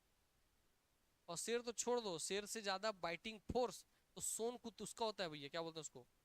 हाइनास का होता है बात। हाइनास का उससे ज्यादा बाइटिंग फोर्स है। शेर से डरते हैं, झुंड में भैया उसको किनार देते हैं, भगा देते हैं। हाइनस का भैया सोचिए उससे ज्यादा काटने का ताकत होता है शेर से। शेर का इतना बड़ा मुंह होता है, हाइना का इतना छोटा सा मुंह होता है, और उसका काटने का ताकत उससे ज्यादा है, तो खोपड़ी के आकार के कारण। और दुनिया में सबसे ज्यादा बाइटिंग फोर्स होता है किसका? कछुए का। कोई बात ना सोचो, इतनी बड़ी शार्क मछली है, उससे भी ज्यादा फायर फोर्स उसका काटने का। समुद्री कछुए का, अब घर के कछुआ को नहीं। उन्हीं डाले सर कुछ नहीं हुआ, देखिए आप झूठ बोले तो ऐसा नहीं, समुद्री कछुआ का बात हो रहा है याद रखिए। शेर के, अब देखिए शेर के कितने दांत होते हैं? तो 30, ये 80 पॉइंट है। कुत्ते के 42, कभी जोड़ी जमान दे सकता भैया। शेर के कितने दांत होते हैं? 30। कुत्ते के 42, बिल्ली के 30। तो शेर और बिल्ली के कितने होंगे? की प्रजाति के हैं तो 30 30, ऐसे याद रख लीजिएगा। मच्छर के, तो मच्छर के भी दांत होता है? अरे हाँ हाँ बाबू, इसलिए तो लाए, इसलिए तो इंटरेस्टिंग फैक्ट है, हल्के मत लेना इसको। हाँ, कितने दांत है इसके? 47। हाँ, आपको सिर्फ डंक के चूस लेता सर, खाता थोड़ी होगा। पूरा 47 दांत है उसके पास, हमसे ज्यादा। बहुत खतरनाक है ये। और एक और इंटरेस्टिंग बात बता दूं, बताओ हम लोग हमेशा बोलते हैं यार मेरी बीवी मेरा खून चूस ली, ऐसा मर्द लोग बोलते हैं ना, मेरी औरत मेरा खून चूस ली, बोलते हैं ना ज्यादातर लोग। आपके पापा ही बोलते हैं मम्मी को, तेरी माँ मेरा पूरा खून चूस लेती है बेटा, तो बोलते होंगे। अरे सच्चाई बात बोल रहे हैं वो, मच्छरों के केस में। इंसानों का, जानवर को जो खून चूसता है या चूसता नहीं, चूसती है, मादा मच्छर होती है। तो पुरुष मच्छर कैसे जिंदा रहता है? तो मादा मच्छर भी अपना पेट भरने के लिए नहीं चूसती है, अपने अंडे को जन्म देने के लिए, बच्चे को जन्म देने के लिए उसको इंसानी खून या खून की जरूरत होती है। इसलिए अगर वो खून ताकि वो अंडा दे सके, बच्चे को जन्म दे सके। आगे बात, खून चूसने का काम कौन करता है? मेल मच्छर की फीमेल मच्छर? मेल मच्छर नहीं, फीमेल मच्छर। ठीक हो गई बात ना? तो हमसे खून कौन चूसती है? फीमेल मच्छर बोलना जरूरी है, फीमेल नहीं बोल देना, अंदर हो जाओगे। फीमेल मच्छर। तो पुरुष क्या चूसते हैं सर? फूलों का रस। ऐसा तो मधुमक्खी चूसती है, भौरा चूसता है? नहीं, पुरुष मच्छर भी फूलों का ही रस चूस के जिंदा रहता है। तो चलो ना, इंटरेस्टिंग फैक्ट्स। एक आगे और बात, ये तो महिला मच्छर तो भाई खून चूस रही है, समझ में आ गया, बात बता दी। और अब कान में तो भिन भिन भिन भिन आगे करते हैं तो मच्छर लोग सोते हैं तो हम लोग करते ही नहीं करते हैं। ये कौन करता है, मेल मच्छर की फीमेल मच्छर, ये बता दो। हाँ, कौन हमसे घर में काय काय करते रहती है? सब मर्द लोग बोलते हैं इसके बारे में, हमसे कौन बोलते हैं? फीमेल ना, तो फीमेल मच्छरी कान में भिन्न भिन्न जो आवाज करते हैं इरिटेट करने का, वो भी फीमेल मच्छरी होती है। ये भी याद रखिएगा, ठीक है? हाँ भैया, इसीलिए भैया ये कहावत आ गया है ना, भिन्न भिन्न कर रही है यार, एकदम दिन भर पूरा दिमाग खा गई काय काय कर करके। वो मच्छरों से ही आया बेटा, वो मच्छर के लिए बात है, याद रखने। खून चूसने का काम, और देखो इसको, बिल्ली को देखो, मस्ती इसका, शेर का ब्रश करवा रहा है, बताओ कब मस्ती में है ये देखो हाइनस, कुत्ता है तो, 40 दांत वाला। अगला जो हमको पढ़ना भैया, आपके माउथ कैविटी में हो गया आपका जीभ या टंग। जीभ टंग को तेजी से पढ़ लेते हैं, आइए। जीभ एक बताइए, हड्डी है क्या जीभ में आपको? कोई भी कोई हड्डी है नहीं, इसलिए जीभ कैसा अंग है भैया? पेशी अंग है या मस्कुलर ऑर्गन है। क्लियर हो गई बात ना? जीभ में कोई हड्डी पाई जाती है क्या? नहीं। क्लियर हो गई बात है? जीभ कैसा अंग है? मस्कुलर या पेशी अंग है। क्या एक हायोइड हड्डी, अब जो आपका जीभ है, जीभ आप सुन, जीभ सर कभी बाहर से क्यों नहीं निकल जाता? तो जीभ के अंदर कहीं ना किसी चीज से चिपका होगा ना, तो जो आपका जीभ है वो अंदर एक चीज से चिपका हुआ है। ठीक हो गई बात ना? उसी में जाके चिपका है, जिस हड्डी से वो चिपका हुआ है उस हड्डी में यहाँ पाई जाती है, यहाँ वो हड्डी यहाँ पे पाई जाती है यू आकार की। किस आकार की? जब हम कंकाल तंत्र पढ़ेंगे उसको यहाँ पढ़ोगे, तो ये बात ना, उस हड्डी बोलते हैं हाइयोइड बोन। क्या बोलेंगे? हाइयोइड। क्या बोलेंगे? हाइयोइड बोलते, आप हाइयोइड बोलते, हाइयोइड बोन। क्या? हाइयोइड बोन। क्लियर हो गई बात ना? तो जीभ किस हड्डी से चिपकी रहती है? हाइयोइड बोन से चिपकी रहती है। तो जीभ एक हाइयोइड हड्डी से चिपकी रहती है, it attached to the hyoid bone. Clear हो गई बात ना? यस भैया, जो दीदी जीभ निकाल रही हैं, यहाँ पे इनके जबड़े के नीचे यहाँ पर आपको एक हड्डी पाई जाती है, उसको बोलते हैं हाइयोइड बोन, जीभ पीछे आके चिपका रहता है। क्लियर हो गई बात? जीभ की लंबाई कितनी होती है टोटल? तो 10 सेंटीमीटर। जीभ की लंबाई कितनी होती है? 10 सेंटीमीटर। कितनी होती है? 10 सेंटीमीटर। अगले चलते हैं। अब आप जब अपनी जीभ को ध्यान से देखोगे तो क्या उसमें कुछ खुरदुरा खुरदुरा खुरदुरा कण पाया जाता है? छोटा छोटा पाता है कि नहीं पाया जाता है? जीभ में एकदम चिकना थोड़ी है, खुरदुरा सा उबड़ खबड़ टाइप का है, छोटा छोटा दाना जैसा, दानादार। तो दानादार संरचना उसका हम बात करते हैं कि जीभ की उभरी हुई संरचना, जो दानेदार संरचना है, उसे क्या बोलते हैं? पेपिलाई। क्या बोलते हैं? पेपिला, पेपिलाई, इस तरीके से आपको बोल के देगा। क्या बोलते हैं उसे? पेपिला। तो पानी है से पीते हैं, पीने से याद रखना पेपिला। क्लियर हो गया? क्या पीला? पेपिला। पे मैंने पीनल जिसको पेय पदार्थ बोलते हैं, पेय पीला। क्लियर हो गई बात ना? तो पेय को पी गया भैया, पेय पीला बोलते हैं उसे, याद रखिएगा ये बात। आइए, और इसके 4 प्रकार होते हैं, 4 प्रकार को छोड़ दीजिए, पेय पीला के 4 प्रकार से कोई मतलब नहीं है। आगे यहाँ पे देखते हैं, छोड़ते हैं, आगे यहाँ पर। अब आपसे जीभ से जो अगला क्वेश्चन आपसे बन के आएगा, ये पूछता आपके एग्जाम में, जीभ के किस हिस्से से वो पेपिलाई जो है ना, उसी में, उसे बोलते हैं हिंदी में स्वादांकुर। क्या बोलते हैं? स्वादांकुर। बोलिए एक बार, स्वादांकुर। स्वादांकुर मतलब स्वाद का अनुभव कराने वाले अंकुर। ठीक है, तो आपको स्वाद का अनुभव किससे होता है? पेपिलाय की वजह से होता है। किस वजह से होता है? पेपिलाय की वजह से ही होता है। ठीक हो गई बात ना? यस। अब हर जगह की पेपिलाय अलग अलग स्वाद को पहचान पाती है, उसमें से कौन सा जीव का कौन सा पेपिलाई मीठे को पहचानेगा, कौन से कड़वे को, उसको हम लोग देख लेते हैं। ये डायग्राम में आपको पूरा चीज क्लियर हो जाएगा। ठीक हो गई बात? तो देखिए, भगवान आपके मन में कितना भी कड़वाहट भर के रखे किसी के प्रति, ठीक है ना, तो कड़वाहट मन में है, मन से कड़वाहट निकलने वाला, अब मैं उसको एकदम डांटने वाला हूँ, गाली बकने वाला हूँ, पीछे तक कड़वाहट कहाँ तक होना चाहिए? पीछे तक। तो हमें से कड़वाहट कहाँ से महसूस होगा? जीभ के पिछले हिस्से से। और जैसे कड़वाहट बाहर निकलने वाला मुंह से, जीभ के सबसे अगले हिस्से में क्या होगा? मीठा होता है। क्या होता है? मिठास। भगवान आपके जीभ से ये आपको बता रहा है, मन में किसी के प्रति कितना भी कड़वाहट हो तो अंदर ही रखिए, बाहर क्या निकलना चाहिए? केवल मिठास। मीठी वाणी का प्रयोग कीजिए, है ना, याद रखेंगे। यस, तो देखिए आप आगे मेरा, तो देखिए भाई कहाँ मीठा, मीठा या स्वीट का एहसास कहाँ से होता है? जीभ के आगे वाले हिस्से से। किससे होता है? जीभ के आगे वाले हिस्से से। तो पूछेगा आपसे कि स्वीट, जब भी हम कुछ खाते हैं तो जीभ के किस हिस्से से मीठापन का एहसास होता है? कहाँ से होता है? जीभ के अगले हिस्से से, आगे वाले हिस्से से। और सबसे कड़वाहट का, बीटर यानी कि कड़वा का एहसास कहाँ से होता है भाई आपको? तो जीभ के पिछले हिस्से। देखिए भगवान आपको वही बता रहा है कि आपको मन में किसी को कितना भी कड़वाहट हो, कड़वाहट सबसे अंदर रहे, बाहर आते तो क्या हो जाना चाहिए? मीठा हो जाना चाहिए। अब इस पूरी जर्नी को समझिए, इसी तरीके से आप याद रखेंगे। कड़वाहट कहाँ? पिछला हिस्सा। मिठास कहाँ? अगला हिस्सा। अब इस पूरी जर्नी को समझिएगा। कड़वाहट से निकलता है हमारे किसी के प्रति मन में भावनाएं, ठीक। फिर उसको निकलने के बाद कड़वाहट से निकल गया, कड़वाहट से भैया वो कसैला होते जाता है उसके प्रति, है ना। और फीलिंग क्या होती जाती है उसके प्रति? कैसैला। तो लगभग जीभ के लगभग पिछले हिस्से को छोड़ के लगभग पूरे हिस्से से कैसैला स्वाद का आपको अनुभव, कुछ कैसैला कैसा लगता है स्वाद, कैसैले का अनुभव का होगा। जीभ के पूरे हिस्से से आपको कैसैलेपन का पता चलते चलते, कसैले के बाद आपको लगे कि यार नहीं यार, छोड़ यार, क्या इतना बोलना है, पर टोंट मार दूंगा या मार दूंगी, कर दूंगी यार। तो बोलेगा भैया आपको यहाँ से सोर या खट्टा खट्टा कुछ बोल दूंगे भैया, जिससे उसके बाद खट्टा खट्टा लग जाए, ज्यादा दिल भी ना दुखे और मेरे को मेरे मन का बात भी निकल जाए, तो हल्का खटास आ जाता है। बोलते हैं खटास आ गया मेरे मन में उसके प्रति। और लास्ट में खटास के साथ साथ, लास्ट में जब खटास यहाँ से खत्म हो जाता है, तो खटास जब होते होते आ जाता है, तो सामने ये गिरा है, सामने का कुछ हिस्सा, साइड का पतला वाला हिस्सा, साइड का एकदम नीचे निचले निचले जीप के निचले हिस्से, क्लियर हो गई बात? साइड का हिस्सा, जीप का साइड का हिस्सा और निचला हिस्सा, इसमें क्या होता है? इन हो जाती है बातें, क्या हो जाती है? बातें क्या हो जाती है? इन हो जाती है। और लास्ट में जब निकलने वाली होती है जीप के सामने से, क्या हो जाना चाहिए? ठीक। तो याद कीजिए, पीछे क्या होना चाहिए? कड़वा, उसके आगे पूरी जीप से कसैला, फिर साइड के साइड साइड से खट्टा, निचले वाले हिस्से से नमकीन और आगे वाले हिस्से से मिठास। आपको बताएगा तो बता देंगे आप जीप के किस हिस्से से मीठापन, हमको कभी ध्यान ही नहीं दिए। हम मीठा खाते हैं तो पूरी जीभ में मिठास का एहसास हो रहा है, नहीं, आपको मीठापन का एहसास केवल सामने जो आपका जीभ है, उसमें जो पेपिलाई है, उसमें जो आपका नर्व है, वो नर्व भी बस आपको बताएगा कि मीठा खा रहा है दिमाग को, आगे बात ना है। बाकी जो जीभ है मीठापन के बारे में नहीं बताएगा दिमाग, बात ध्यान रखेंगे। अब यहाँ देख लेते हैं हम लोग, मुंह में हम क्या क्या देखे थे? जीभ, दांत और लार ग्रंथि पढ़े थे ना। अब आखिरी है आपके लार ग्रंथि की, तो हमारा बगल कैविटी पूरा कंप्लीट हो जाए। आइए अब भाई आपके मुख में पाचन तंत्र का मेन हिस्सा था एलिमेंट्री कैनाल। एलिमेंट्री कैनाल चालू होता था मुख से, मुख में दांत और जीभ मुख्य रूप से होती थी। उसके साथ एक था सहायक वाले होंगे जो एंजाइम छोड़ेंगे, रस छोड़ेंगे, जो पाचक रस है ना, पाचन मदद करने के लिए। उसमें मुख में कौन से एंजाइम छोड़ने वाले हैं? तो लार ग्रंथियां हैं। लार ग्रंथियां आपका सलाइवरी ग्लैंड।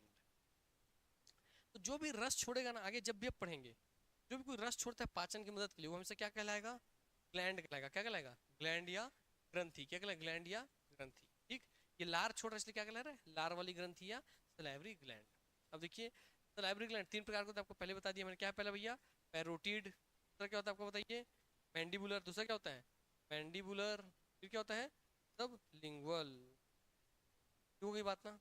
भैया सबसे बड़ा कौन है पूछ लेंगे इसमें से? तो पैरोटिड। कौन है सबसे बड़ा? पैरोटिड। सबसे छोटा मैंडिबुलर। कौन है उससे छोटा?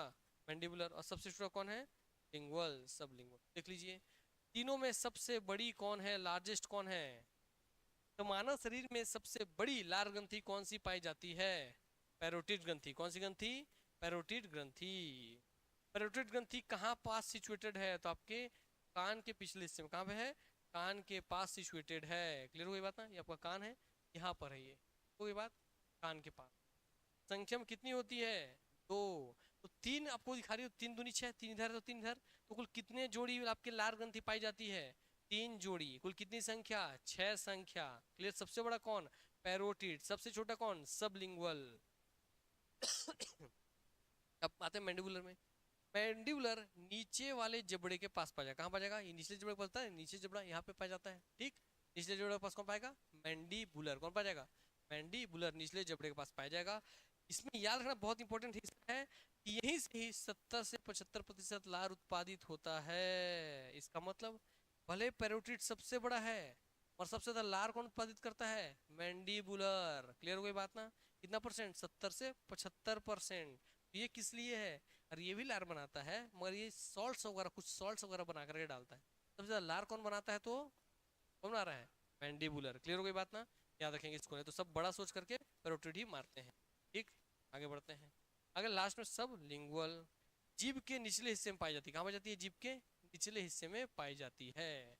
आप देखेंगे जब भी आप कुछ खट्टा वट्टा गुपचुप दुकान पूछेंगे तो साइड से लार आता था ना, खट्टा खट्टा लगता है ना, तो यहीं पे तो लार ग्रंथि भी है, यहाँ से कभी लार निकलते हैं पक्का से भाई आ जाता मुंह में, भर जाता पूरा, गुपचुप गुजरेंगे, उसी वजह से आता है। ठीक है, आओ आते हैं लार के बारे में बात करते हैं। हाँ हाँ अटेंड कर लीजिए।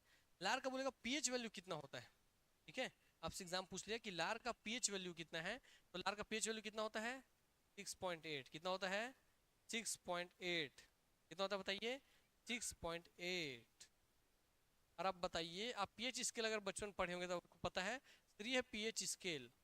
इसमें सर आपके जीरो से लेकर चाहो तो जीरो से लेकर के 14 तक आपको डिजिट दिखाई देता है। क्लियर हो गई बात ना, जीरो से 14 तक दिखाई देता है।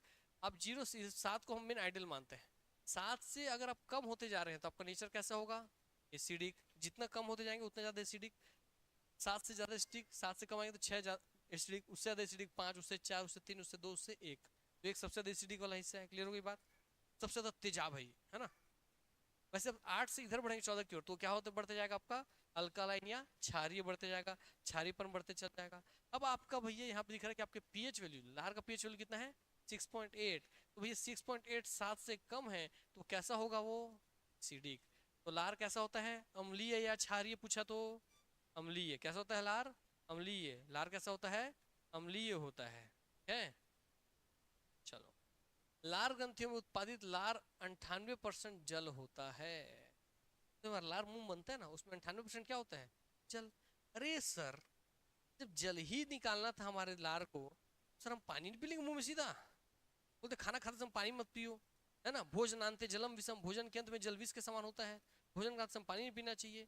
पानी पी लेते 98% जल है तो 98% जल तो मिला ही नहीं रहा, तो भोजन को गीला करने के लिए है पानी 98%। इसमें 2% जो हिस्सा बचा ना वही सबसे इंपॉर्टेंट, क्योंकि उसमें बहुत सारे सॉल्ट्स छोड़ता है वो, बहुत सारे लवण निकालता है लार। क्लियर हो गई बात, वही इंपॉर्टेंट है। जो 98% पानी है वो भोजन को गीला करने के लिए है, तो 2% वो पाचन के लिए। क्लियर हो गई बात ना, यस ध्यान रखिएगा। तो ये अन्य जो कंपोनेंट आपको बचा है, अदर कंपोनेंट जो आपके बच गए इस 2% में, उस 2% में क्या क्या होता है तो देख लीजिए ध्यान से, पूछेगा आपसे। इसी ऐसे खतरनाक क्वेश्चन आते हैं, हमको लगता है लार में कौन कौन से कंपोनेंट पाए जाते हैं, कौन कौन से लवण पाए जाते हैं।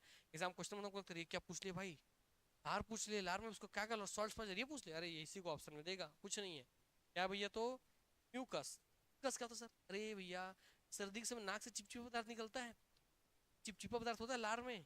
जहाँ भी चिपचिपा पदार्थ है, यहाँ तक आपके जो हमारा स्टमक है ना, स्टमक, स्टमक के अंदर HCl है, और वो हाईली भैया एक 1 से 2 के बीच उसको होता है पीएच वैल्यू, मतलब हाईली एसिड है ना वो। इतना खतरनाक HCl एसिड है कि अगर उंगली में गिरा दूं तो पूरा जला के खाक कर दे मेरे हाथ को। लोहे का छर्रा बटा दूं तो लोहे का छर्रा गला दे, इतना खतरनाक एसिड मेरे पेट में है।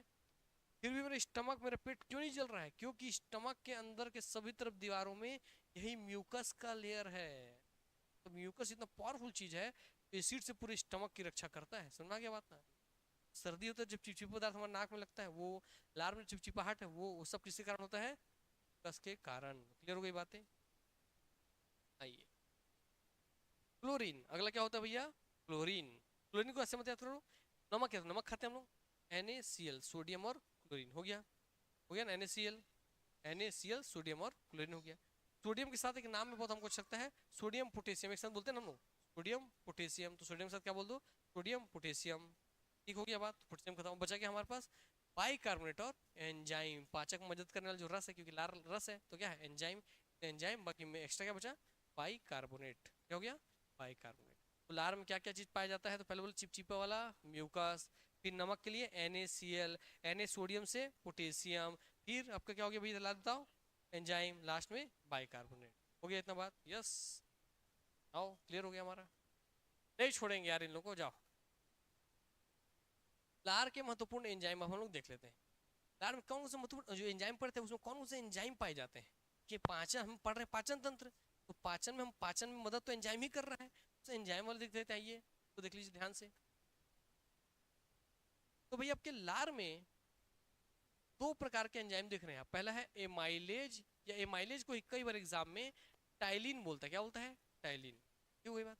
पर एमाइलेज के आगे सर कुछ यहाँ पे सलाइवरी एमाइलेज, सलाइवरी मतलब सलाइवरी ग्लैंड, लार ग्रंथि वाला एमाइलेज, लार ग्रंथि से एमाइलेज निकल रहा है, इसलिए इसको क्या बोल रहा है सलाइवरी एमाइलेज। इसका मतलब कि और भी एमाइलेज निकलता है क्या सर, उसको अलग करने के इसका आगे सलाइवरी लगाएगा। यस, आगे जब आप पाचन तंत्र पढ़ोगे तो की जगह और एमाइलेज शब्द आपको सुनने मिलेगा।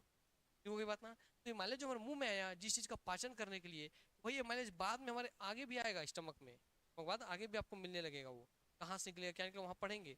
हाँ जी, एमाइलेज का कंफ्यूज मत होना, एक एमाइलेज लार में निकल रहा है इसलिए इसको बोलते हैं सलाइवरी एमाइलेज, एक एमाइलेज वहाँ भी निकलेगा, सेम है। और सलाइवा से पहचानने के लिए सलाइवरी हम लोग लगा दिए, ठीक है वही बात। मतलब आपको ध्यान बस ये रखना है, आपके मुंह में दो प्रकार के भैया एंजाइम निकलते हैं लार में।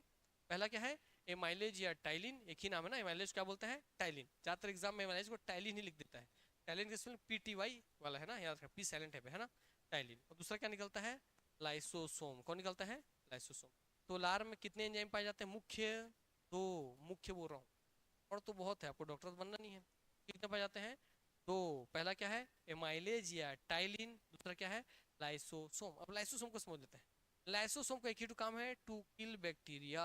क्या, किल बैक्टीरिया, ताकि आप जो भोजन खा रहे हैं और कोई बैक्टीरिया, तो लार उससे मिल करके उसके बैक्टीरिया को मार दे वही।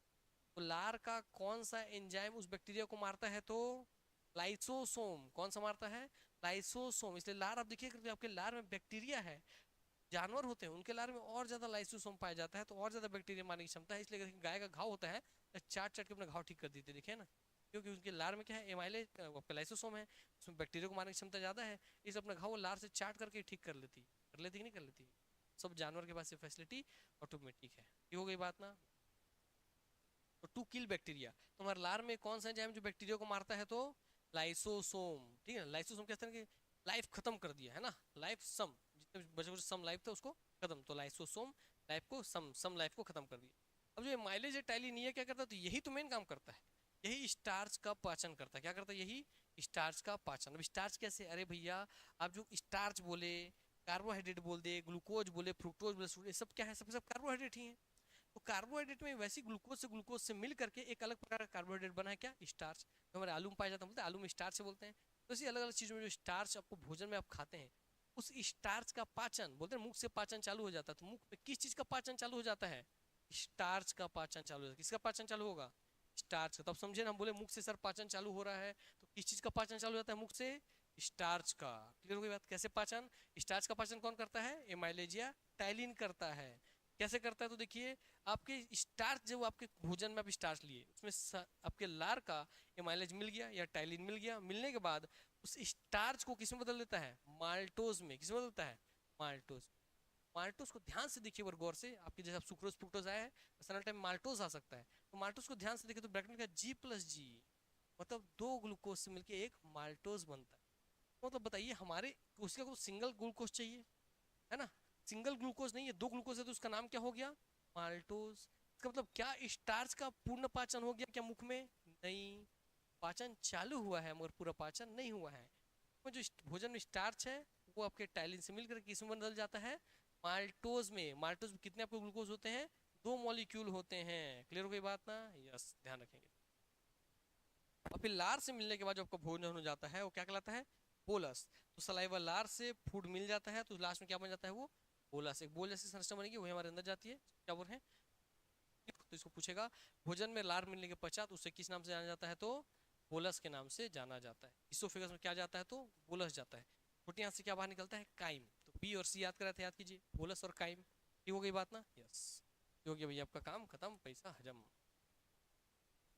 अब आगे भोजन नली का इसोफेगस, इसको फिर कल पढ़ेंगे, यहाँ से कल देखेंगे, ठीक। नेक्स्ट क्लास में आपका PDF वगैरह सेंड हो गया है, आज भेज दिया था, PDF पढ़ते रहना, आगे देखते रहना, फिर इसको क्लियर करके आगे पढ़ते, ठीक है। चलो नेक्स्ट क्लास में, धन्यवाद, take care, love you all, good night, sayonara।